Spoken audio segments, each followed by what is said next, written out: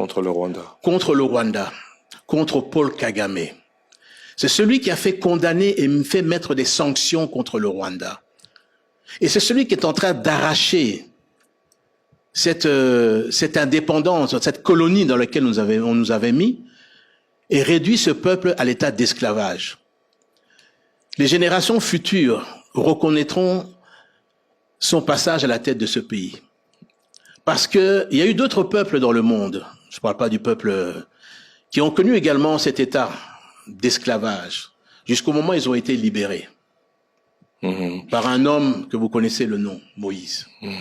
Je ne veux pas comparer ce qui est comparable, mais je vous dis que Félix Tshisekedi, aujourd'hui, vous allez rigoler de ce que je veux dire, mais il est en train de jouer un rôle important dans l'extraction de ce pays entre les mains du régime rwandais. Tout est. Pourquoi Hippolyte Kagame n'a jamais cherché à condamner le Rwanda? Pourquoi il n'a jamais essayé même d'obtenir des sanctions? Pourquoi il n'a pas pu mener les démarches pour sortir de l'embargo au niveau des armes? Pourquoi il s'est tu contre l'agression rwandaise? C'est toutes des questions. Pourquoi? Je vais vous répondre. Parce que c'était un agent de l'armée rwandaise au service de son commandant suprême, qui était Paul Kagame, pendant les 18 ans. J'espère que vous avez les preuves, parce que ce que vous dites maintenant est officiel. J'espère que vous avez les preuves de tout ce que vous annonciez, retour à une émission où vous accusiez déjà, notamment Moïse Katumbi, en 2023. Vous disiez que vous n'aviez pas de ressentiment contre Joseph Kabila. Mais je n'en ai pas. Moi, je parle du pays. Est-ce que... Je ne parle que du pays. Certains se posent la question... Et ça aurait été quelqu'un d'autre, nous avons condamné avant qu'il soit visible. Maintenant, je le disais, les gens rigolaient, disaient, Bemba dit n'importe quoi, il n'a pas de preuves. Mais aujourd'hui, qu'est-ce qu'il fait là-bas? Goma est au Congo, disent-ils.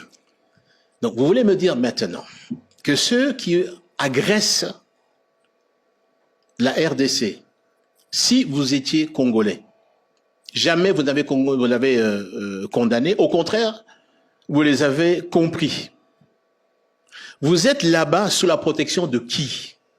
Du Rwanda, c'est clair. Du Rwanda, c'est clair. Oui, mais du Rwanda, des forces. Du Rwandaises, oui, c'est clair. Lequel il appartient. Bon.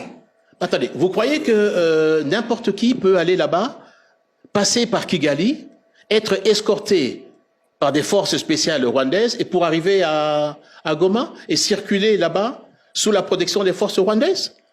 Vous croyez que tout le monde peut se permettre de le faire? Demain, on parle de dialogue. Martin Fayulu propose que ce soit avec les religieux de l'ECC Senko. Vous participeriez à ce dialogue? Mais je sais ce que c'est que certains acteurs d'Asenko veulent chercher. C'est à travers justement ce que eux ils appellent leur dernière tentative, c'est de mettre en place ce dialogue pour qu'à l'intérieur une dynamique se mette en place pour pouvoir évincer le président. Mais le président a été élu à près de 74%, par la majorité, je veux dire, des Congolais. Nous allons pas... C'est un président qui est légitime, qui a été élu démocratiquement. Donc vous n'êtes pas d'une dynamique de dialogue. Je ne serai pas, je veux dire, dans une dynamique dont je sais, par les renseignements que j'ai, et j'ai la conviction, et j'ai toutes les preuves, que ce qu'on cherche simplement, c'est de pouvoir évincer le président qui a été élu démocratiquement. Lorsque certains acteurs de la Senko passent par Kigali, obtient au lendemain de la visite que le président leur a donnée, à leur demande, ils se rendent directement à Kigali dans les jours qui ont suivi. Donc ils avaient l'adresse de Kigali apparemment bien avant. Ils vont ensuite à Goma, ils sont escortés à Goma. Ils font des photos avec les terroristes. À 3 kilomètres de l'endroit où ils ont fait les photos, il y avait un des camps des déplacés. Est-ce que vous croyez qu'ils ont même pris la peine, en tant qu'homme d'église, pour dire, allons ne fût-ce que rendre visite et peut-être même prier avec ces déplacés? Ils ont fait 250 kilomètres de Kigali pour arriver à Goma, mais ils n'ont pas pu faire 3 kilomètres pour aller compatir avec ces déplacés, qui souffrent Par qui? À cause de qui? À cause des terroristes, lesquels ils ont pris la peine de prendre des photos et de rigoler lorsqu'ils prenaient la photo. Est-ce que ça, ce n'est pas triste pour notre pays, pour notre peuple? Aujourd'hui, et est-ce que vous savez qui a pris rendez-vous chez le président Macron? Bien sûr, ils diront que c'est pas vrai. Pour nos fameux hommes politiques en robe. C'est qui? Président Kagame. C'est président Kagame qui a pris rendez-vous auprès du président Macron pour recevoir... Pour qu'il soit reçu. Ça, vous avez la preuve. Ce qu'on appelle les renseignements, oui.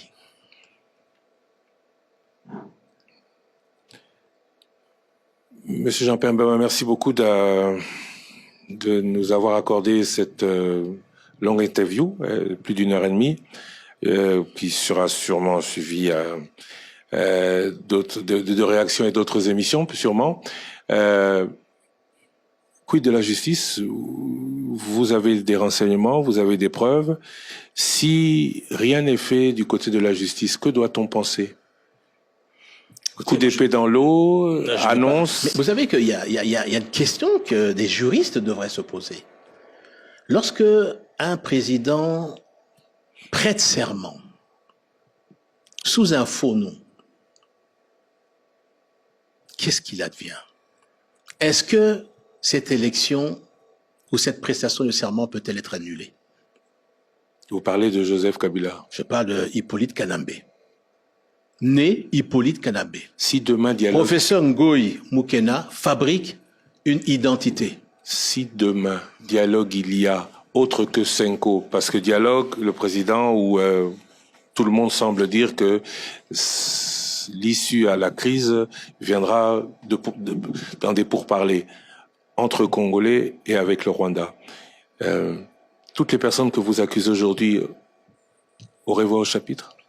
Ben, écoutez, d'abord, c'est pas moi qui vais l'organiser. Je pense que c'est au niveau du chef de l'État. Vous y participerez?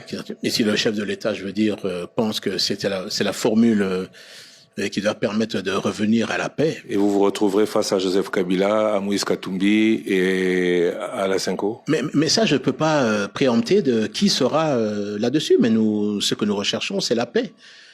Et si la paix doit passer par un dialogue, elle passera par un dialogue. Vous étiez hier... Mais un vrai dialogue, pas un complot contre le chef de l'État et contre les institutions. Vous étiez hier président du MLC, Mouvement Rebelle. Hier, on vous appelait rebelle, aujourd'hui, vous les appelez terroristes. Quelle est la différence entre ces deux positions, sachant que dans la com des uns et des autres, l'objectif était le même? Alors, là, vous faites, une bonne question, mais vous faites une erreur, je vais l'expliquer. Le président Tshisekedi qu'il combatte, chef de l'État, est un président élu. Élu, démocratiquement. Lorsque j'avais pas besoin, je suis issu d'une famille qui n'avait pas besoin de le faire. J'étais dans les affaires. Mais j'ai été révolté lorsque, en chassant le président Mobutu, ce qui arrivait après, et je crois que tout le monde a compris aujourd'hui, c'était une colonisation de notre pays par le Rwanda. Lorsque vous avez un chef d'état-major qui est rwandais, ce qui vous montre bien, et qui est la colonne vertébrale du pays, ça vous montre que ce pays est entre les mains des Rwandais. Moi, j'ai combattu, pas un régime démocratiquement élu, j'ai combattu la présence, l'invasion, l'appropriation de notre pays par le Rwanda, par les forces rwandaises. C'est ça que j'ai combattu. Et c'est ça la différence.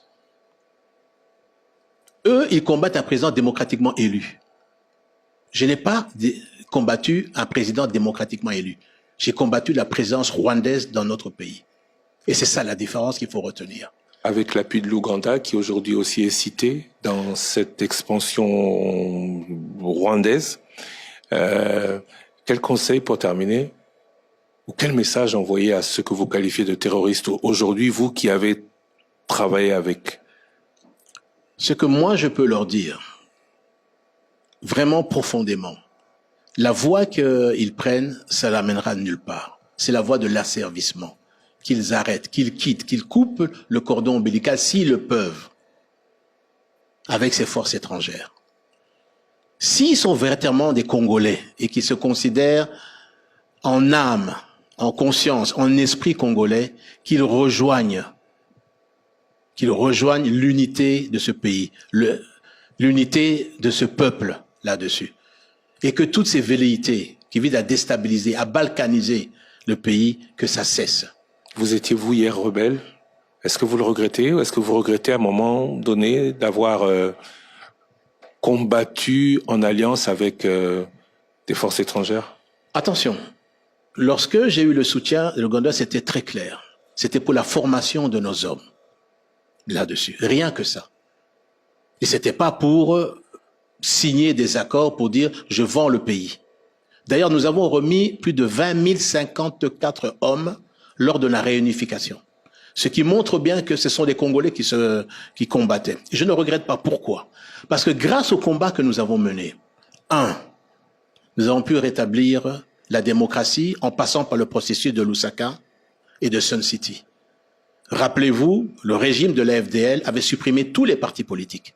Il n'existait plus de partis politiques. Les libertés, je veux dire, individuelles n'existaient plus.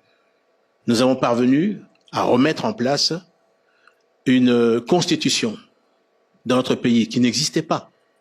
Cette constitution qui a été signée à travers le 1+4, là-dessus. Nous avons permis de réunifier l'armée, les services de sécurité, l'administration. Et nous avons permis par ça également à obtenir des élections en 2006, par la suite, dont j'avais gagné, parce que je vais revenir là-dessus. Lorsque les élections ont lieu et que je gagne à 53,7%, qu'est-ce qui se passe? Monsieur Kagame appelle ses amis en Europe, aux États-Unis, et lui dit, il n'est pas question que Bemba soit président. Si Bemba est président, la guerre va continuer. Et la décision se prend à l'étranger, je ne citerai pas les pays, j'écrirai peut-être un jour, où on appelle l'abbé Malou Malou à l'étranger, dans une capitale, et on lui dit, vous ne pouvez pas proclamer Jean-Pierre Bemba. En 2011, c'est le même scénario qui recommence. Monsieur Kagame s'oppose parce qu'il juge qu'il est imprévisible. Étienne Tshisekedi. Étienne Tshisekedi, j'ai dit. Étienne Tshisekedi est imprévisible et qu'il ne veut pas d'Étienne Tshisekedi au pouvoir en RDC. Et les résultats que vous connaissez sortent en faveur de l'agent rwandais au service de l'armée rwandaise. Vous connaissez la fortune qui m'a été donnée par un chef d'État de la région qui connaît bien Hippolyte Kanambe. Et ce n'est pas des moindres. La fortune de Hippolyte Kanambe est de 7 milliards de dollars. 7 milliards de dollars américains.